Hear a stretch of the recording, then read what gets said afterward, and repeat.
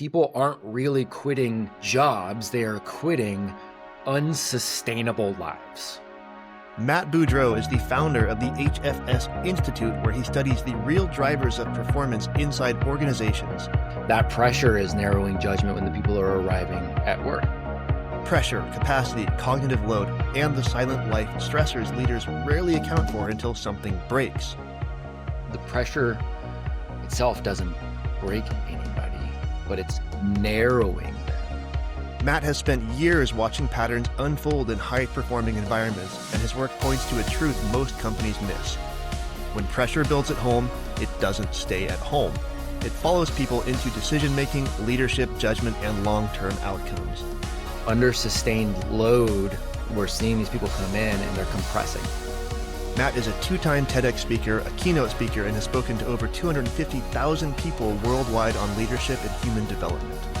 They have less curiosity, there's a shorter fuse, they have less of an ability to engage in some tactical thinking. In this episode, we explore the invisible cost of sustained pressure, why performance collapses quietly long before it collapses publicly, and how individuals and organizations can build the kind of capacity that creates clear thinking, stronger leadership, and real longevity. Life load shows up as leadership strain. Life created and then work expressed. Nobody shows up to work as a leader. You show up as a whole human.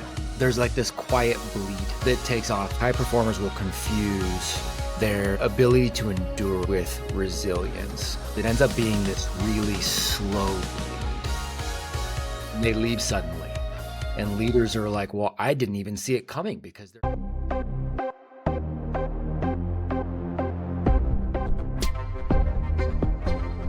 Welcome to the Superhuman Blueprint Podcast. So Matt, if you were advising a CEO today, what are the biggest risks to performance and retention that most leadership teams are completely unaware of? I like that. One of the things we're looking at, one of the things we're seeing is this whole concept of leadership under load. And so this is where I think a lot of CEOs are missing, at least based on conversations we're having. So there's a lot of external pressures that people are facing that are common, that everybody understands, but that pressure is narrowing judgment when the people are arriving at work.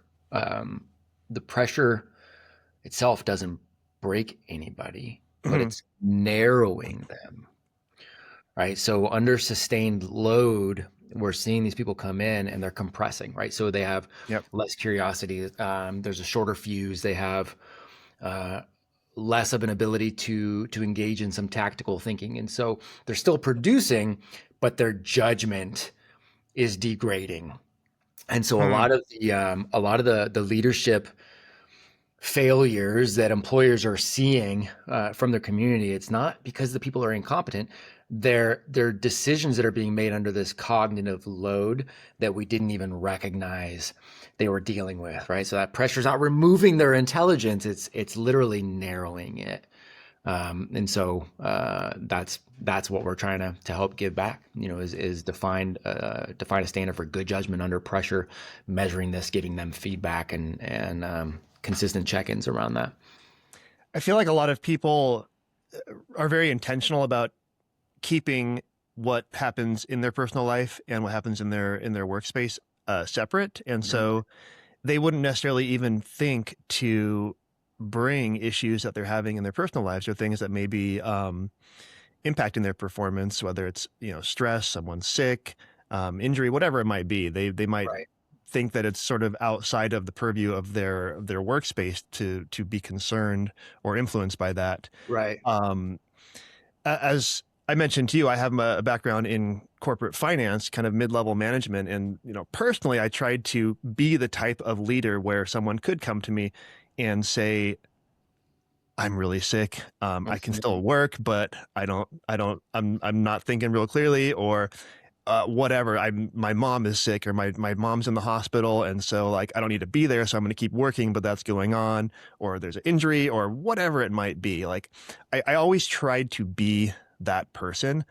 I honestly have no idea if that's just me, or if, there's some sort of like model around leaders, having that kind of presence. But what what should companies be doing to encourage both their leaders to present themselves as someone that can have those conversations with the folks that report to them, as well as the individual contributor to be comfortable having those conversations? Yeah, man, that's a really good question. It's an interesting thing. We like, love to use these euphemisms of, work is family, but really, okay, no, there's Yeah. work and there's family. Right. However, as separate as those things are, life load shows up as leadership strain.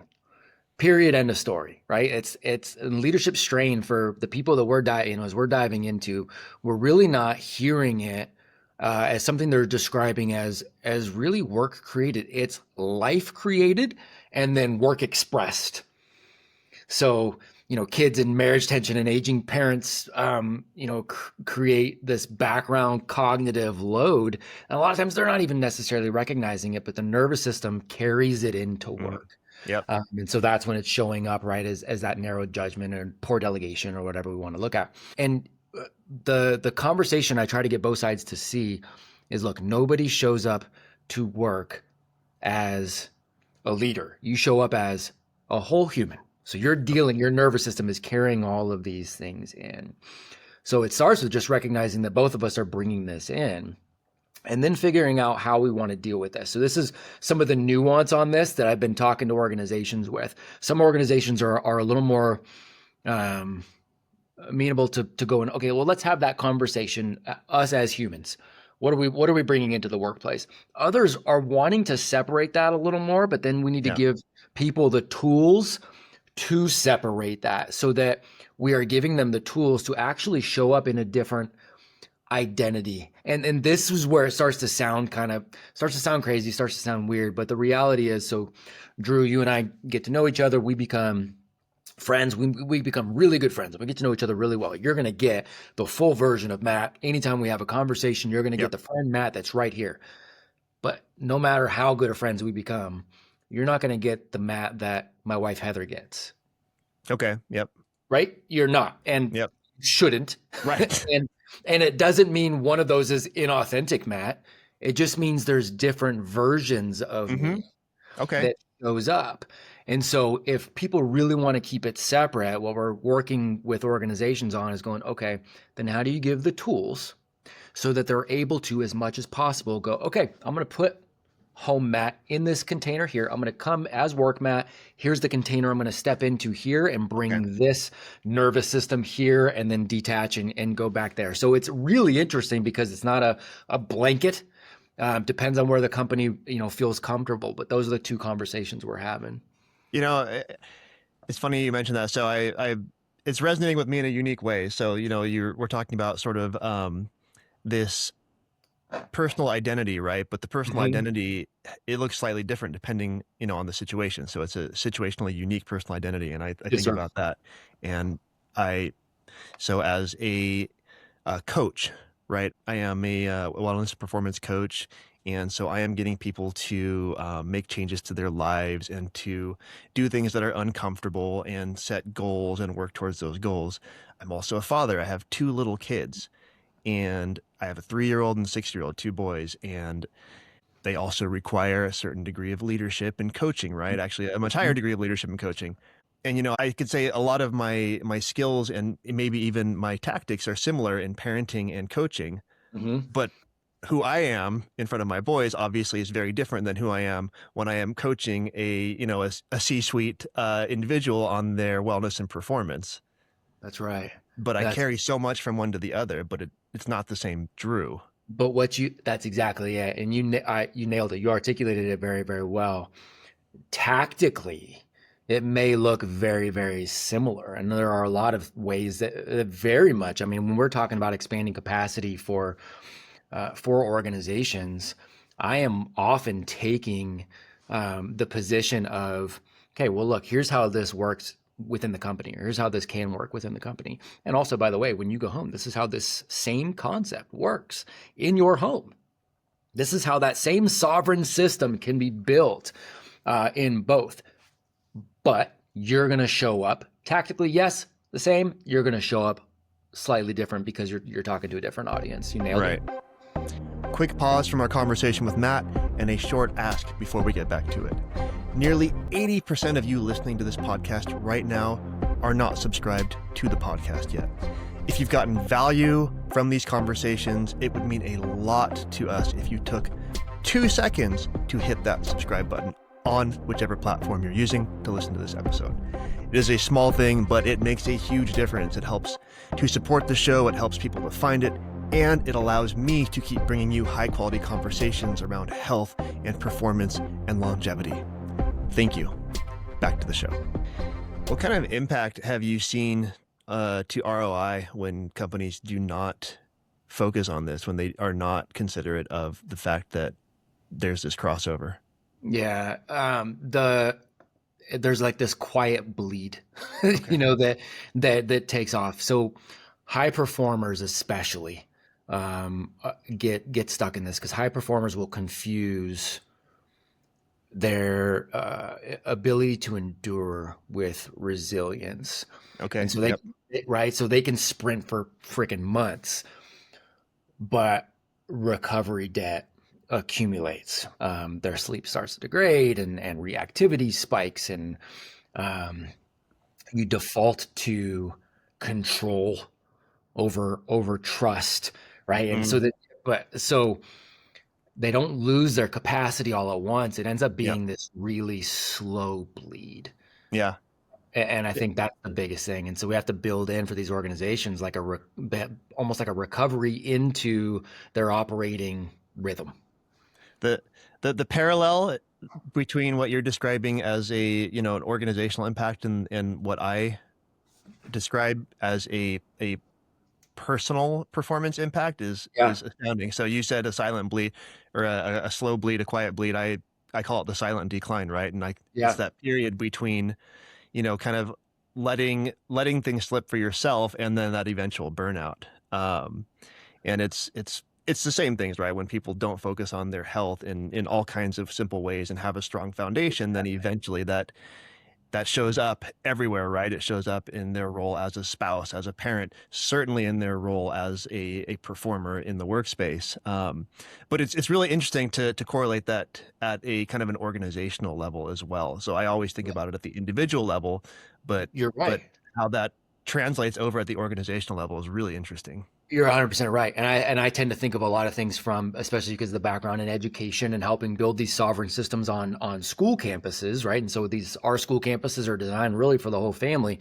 So we talk a lot about things. So like after I get off the podcast here with you today, I'll go into office hours for the week for my affiliates. So all of my affiliate owners are able to come to the office hours, and I try to provide a training that helps them run their business better and helps them lead the families on their campus better.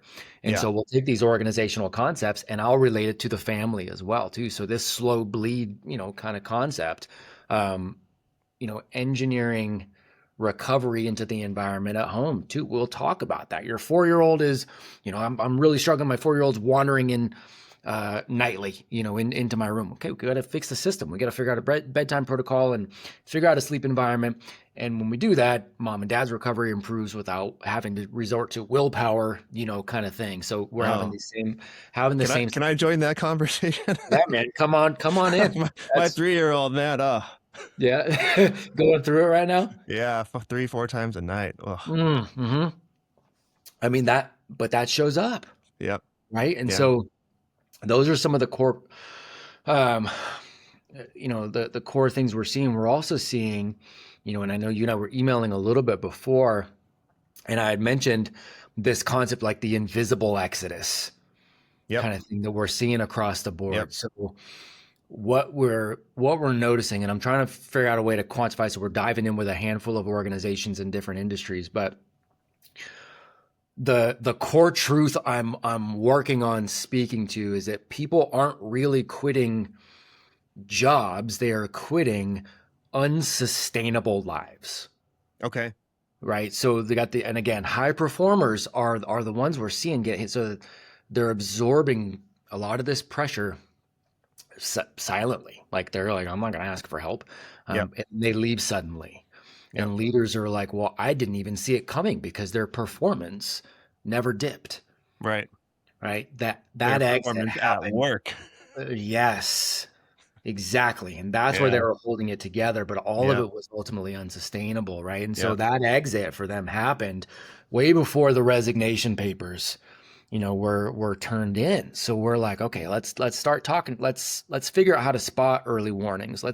Your VP's now declining, the normal travel or projects they were normally taking on, right? Like, let's have a direct conversation. What's going on at home? Do we need to adjust load for you during some sort of crisis? How do we rebuild capacity? Because we want to be able to retain, people we have. And then we can Yeah. start taking those same systems into the family and going, okay, how do we help you build a household operating system so that life is not unmanageable, right? So that this couples and feel like they're drowning with 3 kids under 7, in the meal rotation and childcare backup. And how do we get you guys to stop fighting about logistics and being able to start to lead so that we have recovery, that bleeds in here too. So it's such an interesting loop, man. Yeah.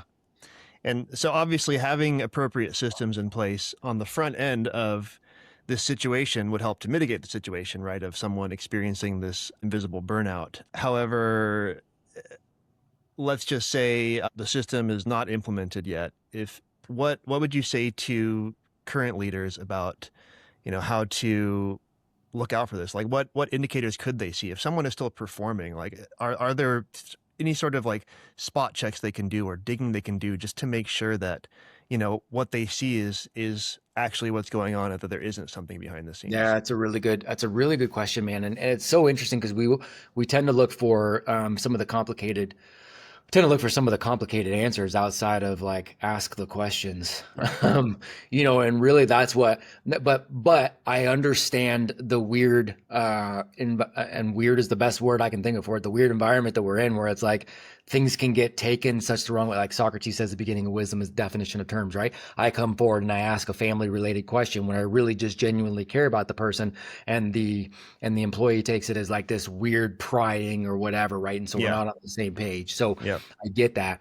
That's part of where we're trying to come in and help bridge a gap and go, can we give you a diagnostic where we start diving in where like you can show you care, but it doesn't get weird? Because ultimately we don't need to have a complex thing. We just need to go, okay, what are systems looking like at home so that we can help you there? Yeah. That's really it. It's really a conversation. It's a question, because otherwise it's a guess. Yeah. We can't pretend it's anything not, because I can start saying, okay, well now Drew's snapping at people more, at work. And I can make up all kinds of freaking stories about it, or we can have the conversation. Yeah. But I agree, it does feel a little weird, right? If I am a manager and I'm talking to someone that works for me, the question of how are things at home, it feels a little out of place. It can feel tough. Totally. So but if you start to see pattern changes, that's really what you're looking for. Is it's patterns of behavior, right? Okay. And it's not, we're working with humans. So it's not outside the realm of our ability to see something is off and something is different. We're looking at patterns, and those patterns can be just the mood, the temperament. It can be physical. I mean, just looking physically drained. Again, high performers are going to hide it, better than others, but it can be that. It can be a declination in their cognitive abilities, or their ability to normally articulate at a various level is, decreased. I mean, you can see those things where you go, something is just a little off and a little bit different. And, we talk to leaders that they don't necessarily want to do a diagnostic and even get into that. And so okay, cool. Take it from a corporate standpoint. Hey, is there anything going on here at work that we can help you with as we're building out this system, as we're building out we try to have organizations build out these sovereign systems where they can have very clear standards laid out, and that those very clear standards, as they're met, their employees are getting more autonomy because of that. And, it's really this kind of earn loop model of earning the right to get to the next level of things, and not having to micromanage and not having to live in chaos. It's kind of that beautiful middle. And we just talk to them about work-related things, and we'll see if that comes up naturally as well. We'll talk about it from a work perspective if we need to see if that opens the floodgates. Wow. Okay. It's interesting. You talked about some of the indicators to observe as a manager, Mm. and that might help to clue you in that something is going on that is not obvious. I just did a podcast a couple days ago with these two guys that run a longevity center out in Florida, and they focus very heavily on toxicity and in working through like toxicity point like heavy metal poisoning and Okay. gut Yeah. microbiome and things like that. And I asked them, what would an indicator be that somebody has this toxicity problem, or like they have like high inflammation, or there's something going on with their health Yeah. that isn't obvious. And one of them was a doctor, and he said quickly, just like that, he said, speech, the way they speak. He said, Mm. I don't even have to know how they speak normally, but if I hear that if they're speaking slowly or it's taking them a long time to formulate answers or thoughts, I immediately assume that there's something going on There's there. something there. So Yeah. fascinating. Yeah. Super interesting, man.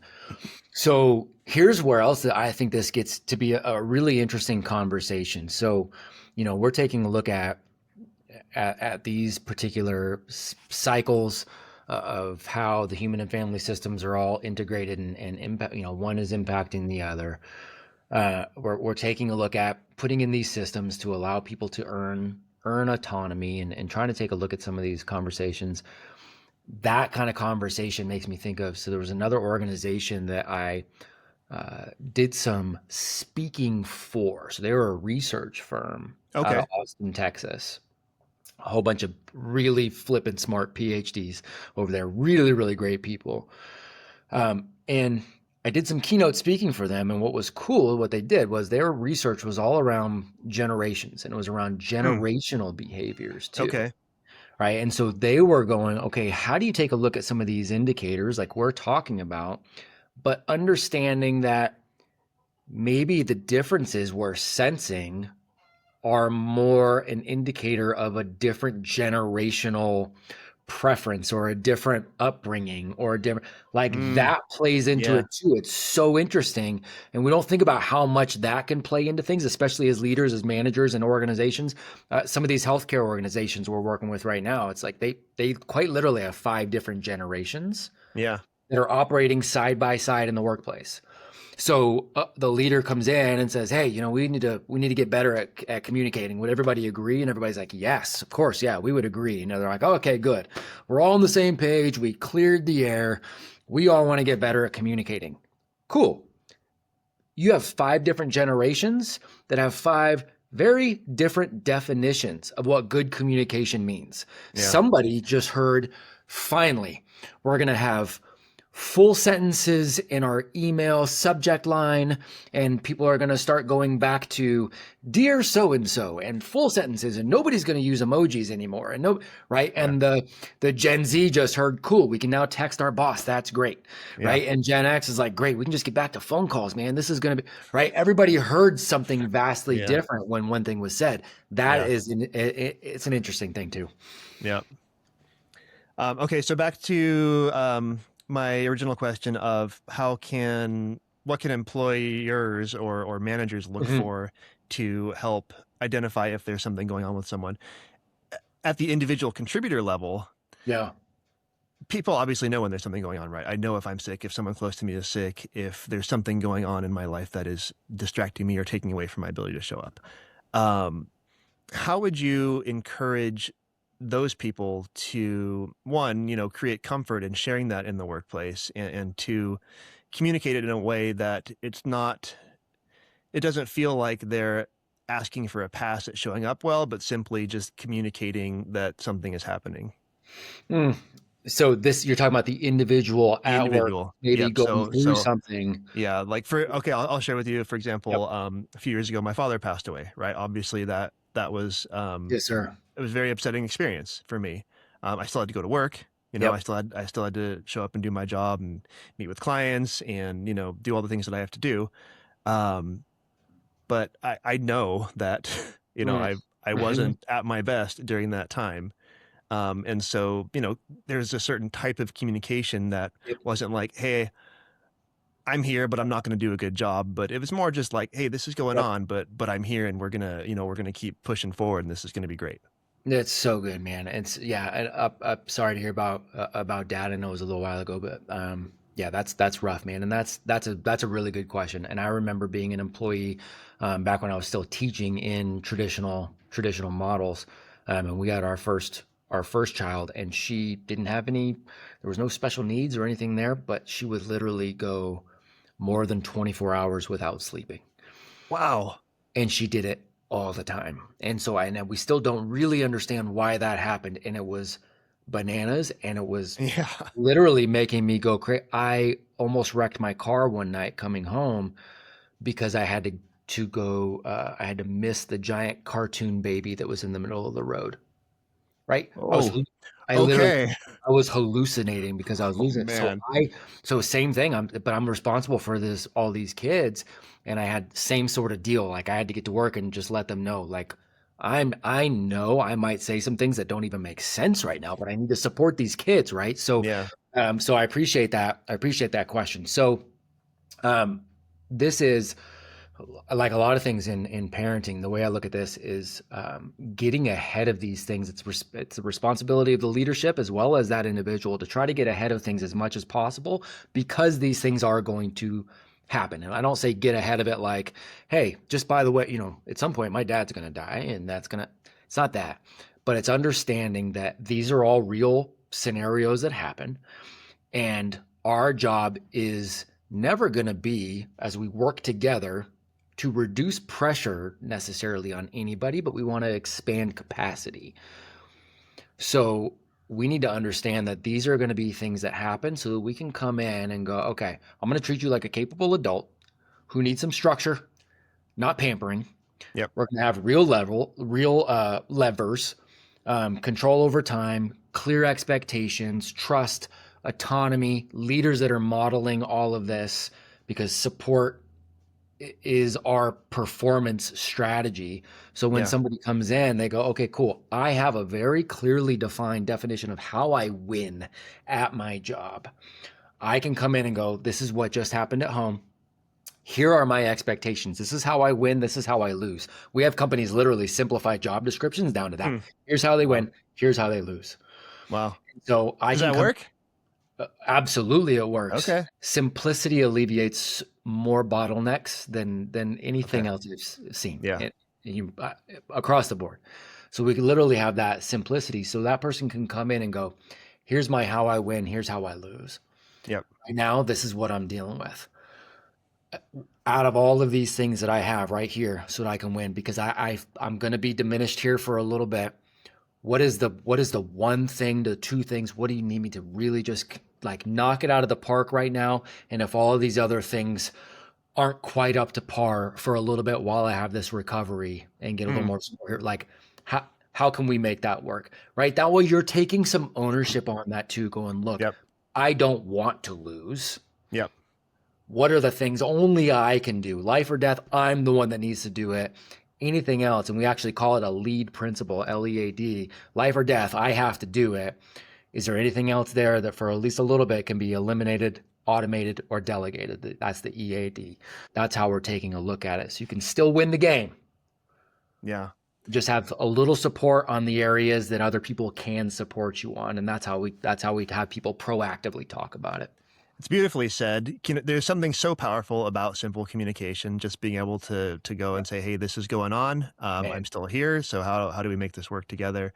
And also I appreciate that you highlight that the onus is on both sides of that, right? Yes, very the much so. business and leadership within the business have a very strong responsibility to support their people and to make sure that they understand what's going on and create an environment where people can be successful. But it's also up to the individual contributor to create awareness of things that may be impacting that And expectation. it's exactly right. And it's setting up the systems before these things inevitably happen. Yeah. Right. So, and again, I bring a lot of things back and forth between work and family, because I think these are parallels that make a lot of sense. But people, talk about, I have two teenage girls right now, excuse me, 15 and 13. And I get this all the time. It's like, oh, two teenage girls in the house. Oh my gosh, are you okay? And I'm like, dude, you know how easy they are? Like they're so easy. They're so Yeah. easy. And they're so much fun. And they're like, well, what are you doing to make it so easy and so fun? I'm like, honestly, and look, I'm not a perfect parent. My wife's not a perfect parent, but it's all of the systems that we've set up prior to them becoming teenagers Yeah. that make this easy, right? It's all of the work that has been done before things could potentially get crazy. So at work, we know people are going to go through things. We have humans that are working together. Somebody is going to go through a messy divorce. Somebody's going to lose a parent. Somebody, God forbid, could lose a child. I mean, there's any number of things that could happen. So let's start out on the same page where every responsibility has that very clear standard, win and lose. Let's demonstrate consistency across the board on both sides.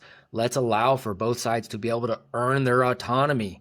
Anybody slips, cool. Let's get the structure back without any sort of shame around that. Let's replace any of this vague like empowerment language with your earning autonomy that mirrors your capability more than it mirrors your tenure. And let's move forward from that. We got to all have a very clear structure of win and lose. Yeah. If we're all operating there, when the inevitable hits, then it's way easy to have those conversations. It's difficult when there's ambiguity and we haven't talked about it before. Yeah. If you are listening to this episode and you are realizing that your performance at work is shaped by what's happening outside of work, you are not alone.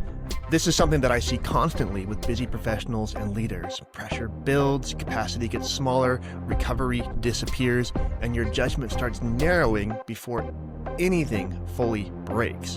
And that is exactly why I created the Executive Wellness Scorecard.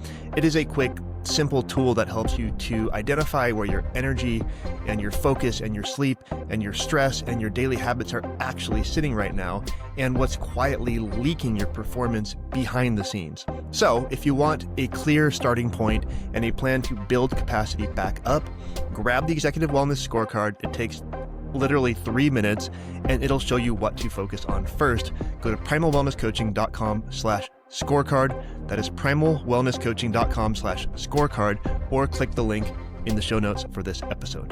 All right, back to the show with Matt. Mutual understanding of what it means to win or lose. Yes, sir. That's exactly right. So you're involved in a lot of things, but you alluded earlier to the schools. So you have the Apogee Strong Network. Yes, sir. And you also have HFS Institute. So I'm well familiar with Apogee because I've been in the periphery for a while. My 6-year-old goes to one of your schools, which is amazing. I actually did a podcast with the owners of that school. It's awesome. So if anyone is interested in learning about how that model works, I will link to that episode in the show notes for this one. But I know that a focus within Apogee is building out almost future leaders with these kids, right? They do business fairs, they work on leadership skills like servant leadership, all this cool stuff. Yep. And then HFS Institute takes, the workplace and brings it back to like the family stuff like we're talking about. So I'm just kind of curious how your experience with the two kind of interplay with each other and just how that experience has helped you to build out this model that you're bringing to the world, to the workspace. Yeah, I appreciate that so much, man. So it really is this, it's been this cool full circle thing for me. So when I decided to walk away from traditional education to go build something else for my kids to go to, I also was walking away from I had never run a business before. I was walking away from security and the paycheck and I was walking away from all that. So I had to start building out this school business. Simultaneously, I started building out the speaking career business. Now, really, it organically started taking off, right? So that's where I had started to do, and I were talking earlier, ended up doing 50, 60 keynotes a year for about 6 years in a row. I had 3 years in a row where American Airlines sent me the email. They were like, congratulations, you're in our top 1% of flyers around the world. I'm like, that's the most depressing email to get, right? Like, I don't love that email, but I love the time and the opportunity that I had to speak to some of the biggest organizations on the planet and start to get some insight from leaders who are operating in real time at a very high level. It always helped inform how I was launching these campuses and what I was putting in front of these kids and the stories I was able to bring to the families to go, look, this is what the leaders are really wanting. I get like, do we want to be able to go to college? You bet. If you want that as an option, I want you to be able to get into any college you want. Also, I just worked with Lockheed Martin last week.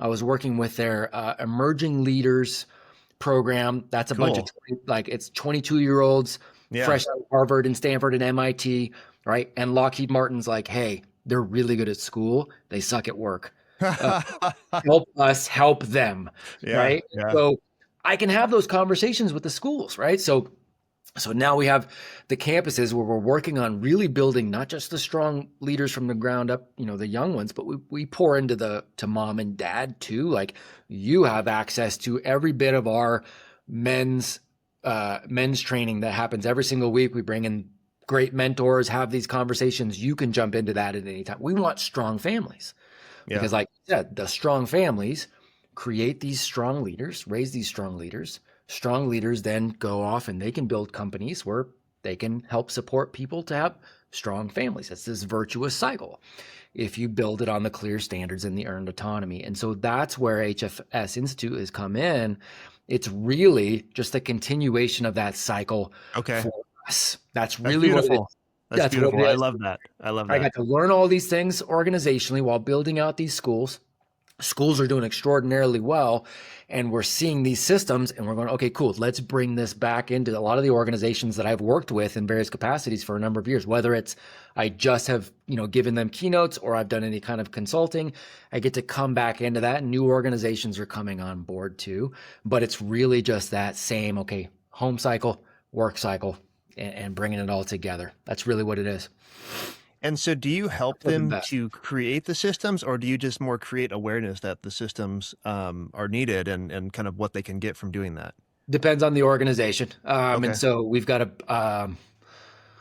well, I guess we haven't signed a contract, so I shouldn't say who this is yet, but we have a very large, very well-known organization that just came to us and we're like, hey, we've got, this many thousands of employees and this many verticals within this organization.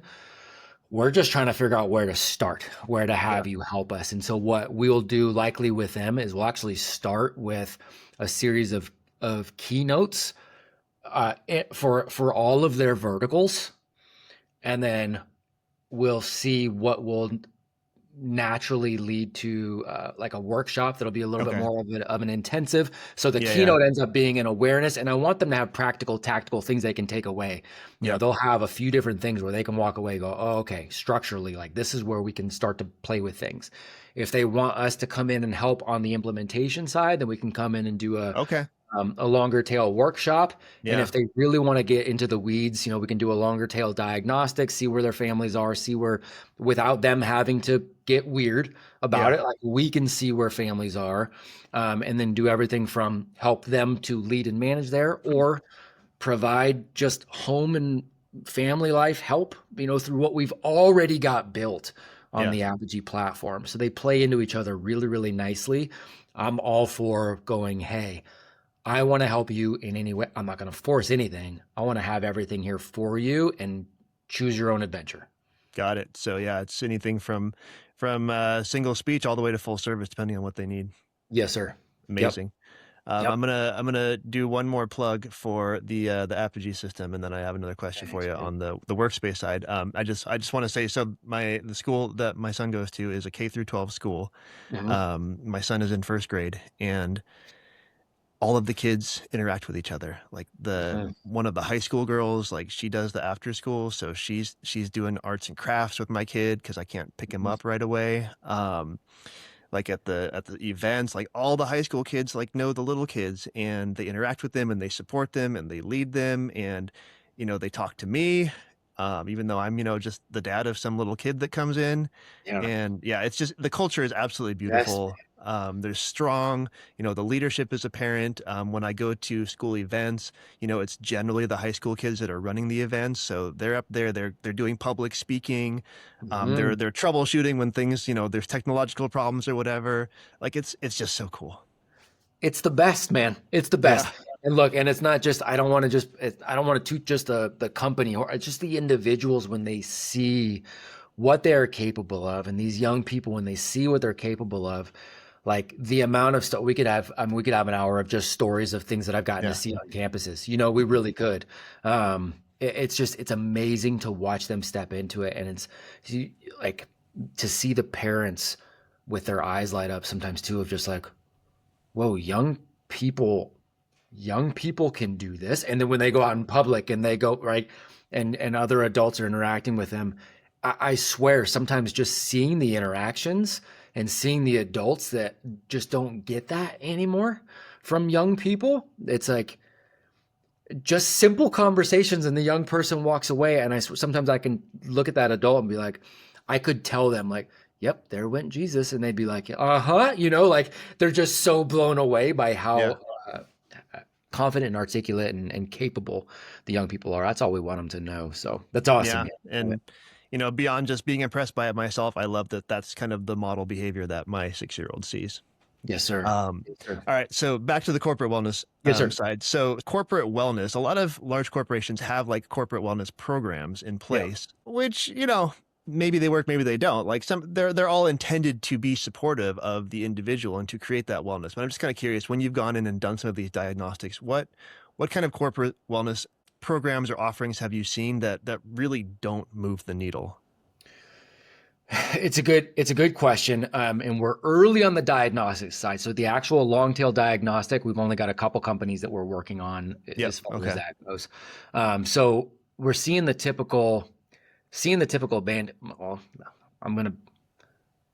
most of the time there's not a lot.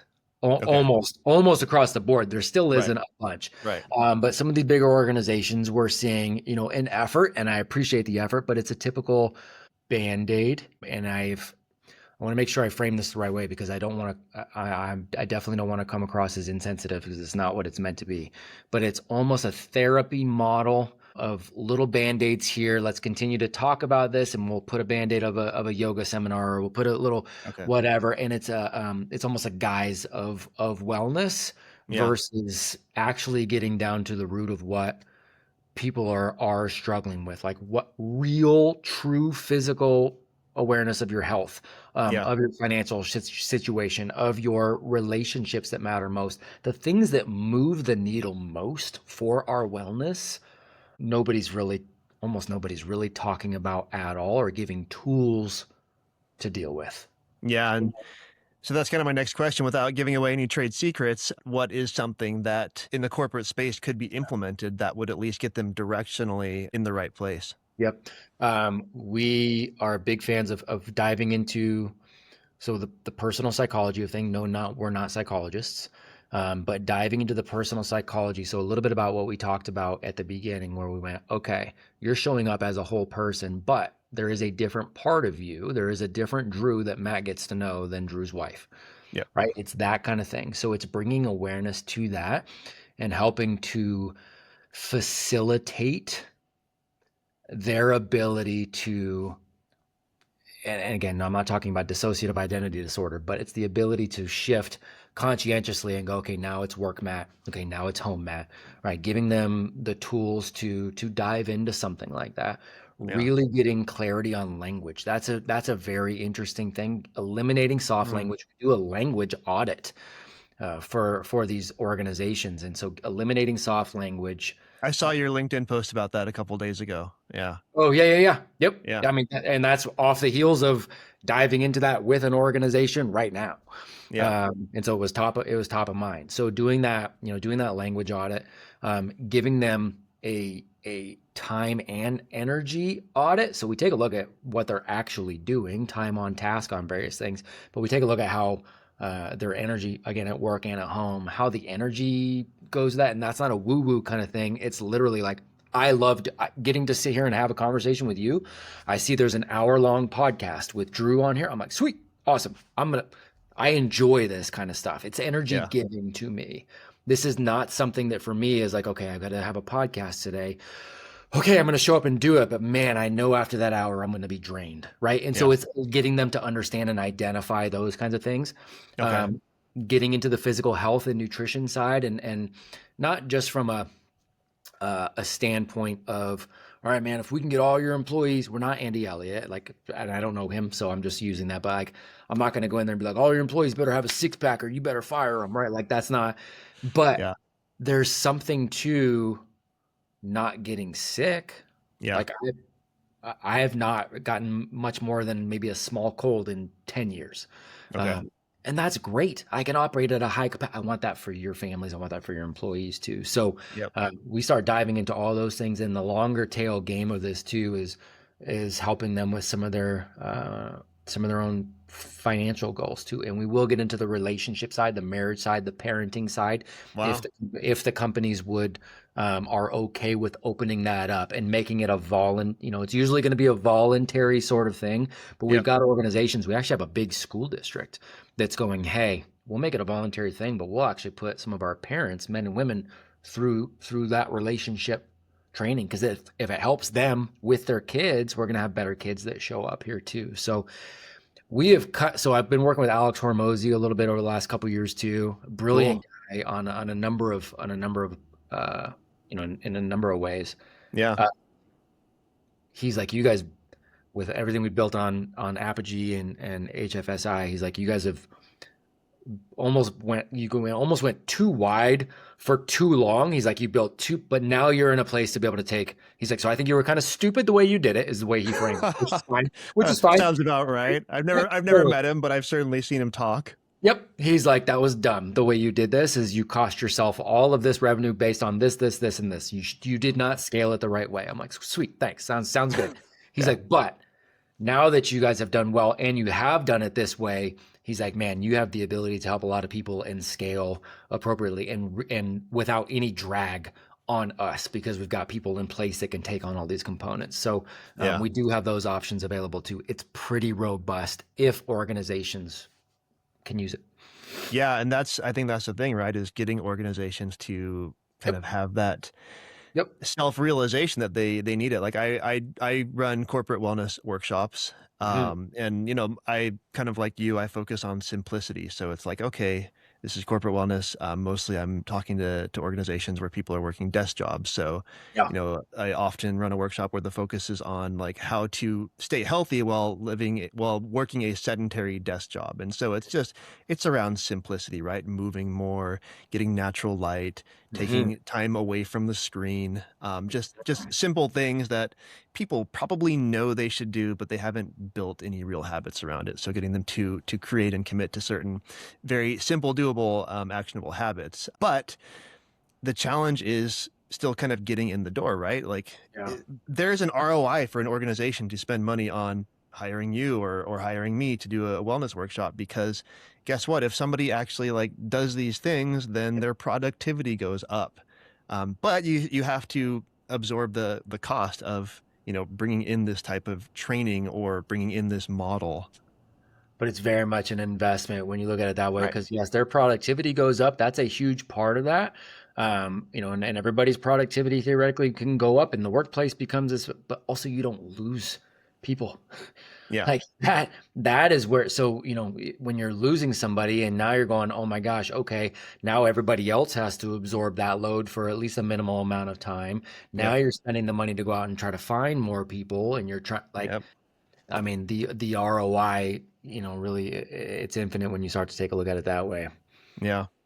Do you ever find that there's a challenge? So let's say you're kind of working with the C-suite level, and they're like, "Yes, this is great. We're going to implement it." But now there's like 4 layers of leadership beneath them that Yeah. needs to kind of be on board and help to support the model that's being implemented. Um, Everyone has different priorities. Everyone's going to be in different places on how Right. they buy into the changes or the new model. So I'm just kind of curious, and I don't know if this is really Yeah. like your purview, but like, how do you get it so that all the right players are on board and Yeah. and moving the needle in the right direction based on the Yeah. strategy that you're advising?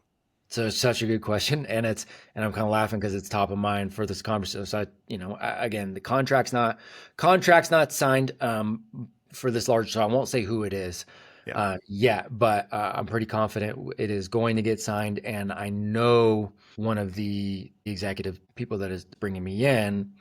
We had this conversation, and so that's why he and I have taken this deep dive into what we do and how we can help them, because he knows me from working together previously when he was somewhere else. Okay.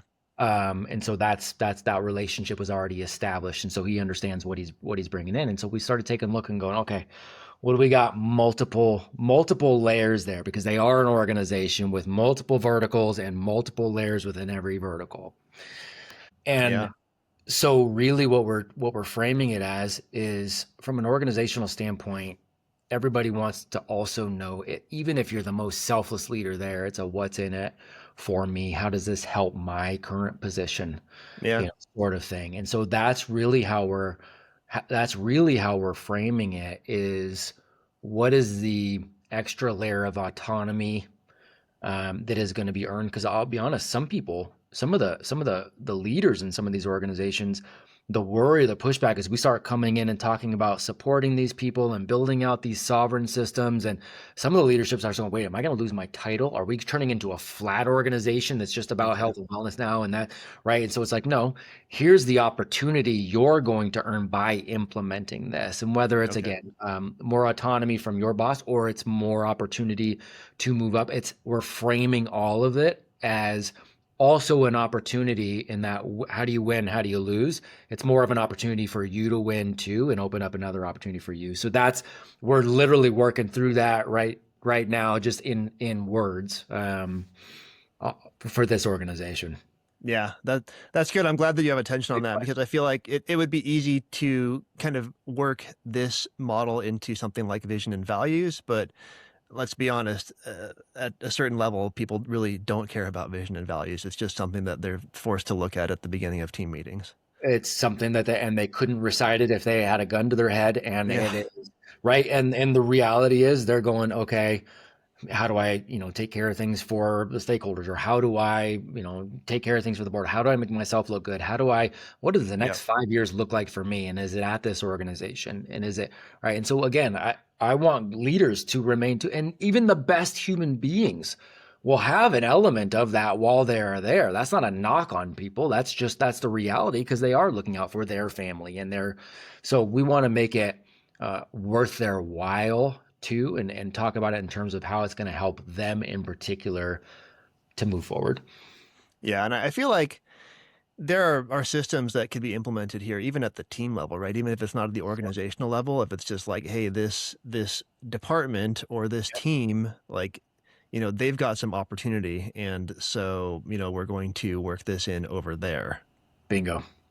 Yep, you're exactly right. And that's for bigger organizations. I mean, that's a great way to start, right? So, I mean, practically speaking, when we start talking about uh, even from a family standpoint or a company standpoint, we start going, okay, well, pick one chaos area, Yeah. pick one team within the entire thing, pick one high performer, right? If you need to start with one, where is the one chaos area, the one team, the one thing that if you could fix that right there and make that one better, every other gear is going to move more simply just because that team is now better, Yeah. right? So if they're essentially somewhat of a constraint for you for your business. Cool. Let's focus on them first Hmm. and proof of concept in the area that's going to move the needle the most for you, and then we can move on other places. Yeah.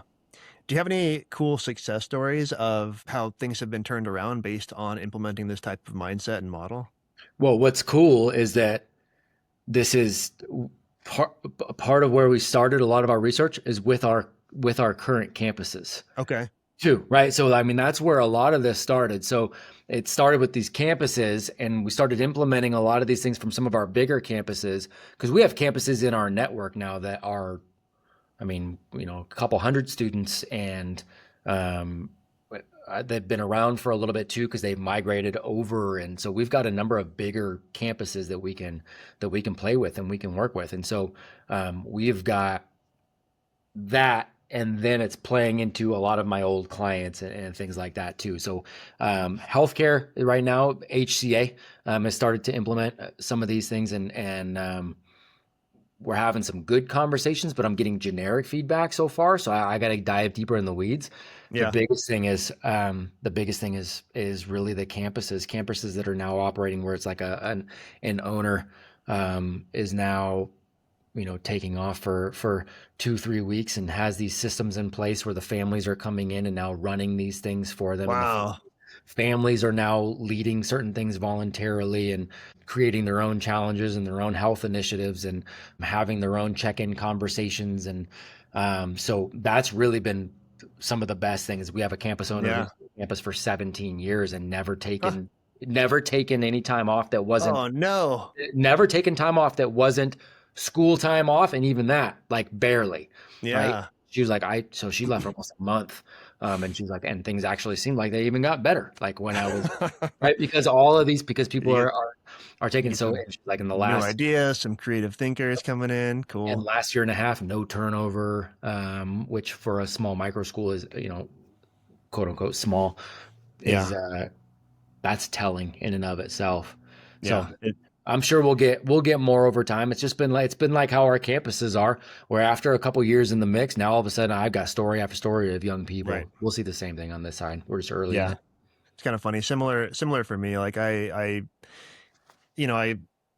came from corporate finance, but I did self-defense training on the side Yeah, just for fun. So I teach Krav Maga. That's just like a fun thing that I do. that's awesome. That evolved into, some people were like, okay, well, there's a fitness component. So can you do some private training on fitness? I want to be fit. I'm like, okay, sure, I can do that.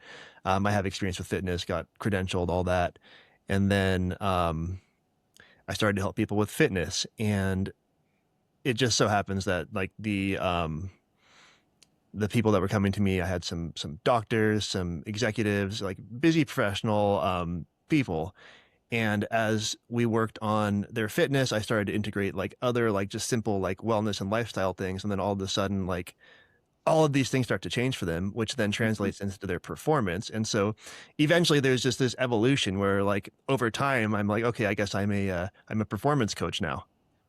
Uh, and Yeah. that's just what it became, because the Yep. things that I did so just sort of like carried over into all these different things, right? So it's like, okay, I'm gonna help you do all these things personally, but guess what? You're gonna show up like this at work, and that's largely where I focus now. Is hey, let's get you back to your optimum state. If you're losing your edge, Yeah. let's work on the internal system to bring that edge back. It's so good. And that's where Alex yelled at us and said, we scaled all these things wrong because we started with this personal side where I'm talking about like the psychology and the time and energy management and the relationship pieces and the personal resilience piece and the financial piece and all.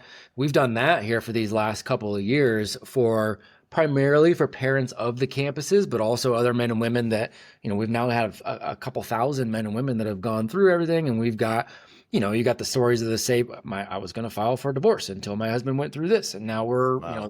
we're better than we've ever been, and we got everything's back on track with our kids, and not only we have no issues, but our kid's about to graduate from high school with his bachelor's degree, and I mean we've got like I just lost 86 pounds, and we've got all of those kinds of things too. Which again, Alex says we went backwards, and that's fine. Those are Yeah, all phenomenal things, and has pushed the evolution of all of this. that's so cool. It's I the love best, that. man. It's the best. Yeah, I mean, you build success upon success, right? You figure out what Yes, works, sir. and then you evolve it. That's it. And as we say, fire aim ready on this side, it's like, look, you go, you fire, you take a shot, you go do your best, you try to help somebody the best you can, and you see what worked, and then you see what didn't. So then you adjust your aim a little bit, right? Yep. And you fire again, and you see what works, see what didn't, and you adjust your aim a little more. And it's that continuous process. You never actually get to the ready part, but that's it. Yeah. And I mean, that's why a lot of people would hire like a advisor or a coach, because you need someone that has the Yep. experience and the know-how to be able to do that, right? To be able to say, okay, we're going to try this, we're going to see how it goes, and then we're going to make adjustments, because it's not Exactly. going to be perfect the first time we do it. Bingo. Nailed it. Yep. So if you have a CEO in front of you, or an executive team, what would be the first two or three things that you would recommend to protect performance at work by supporting people at home? Yeah, it's a good question, man. Start paying attention to patterns. So watch for narrowing behaviors, not Okay. just missed KPIs. Watch for some narrowing behaviors.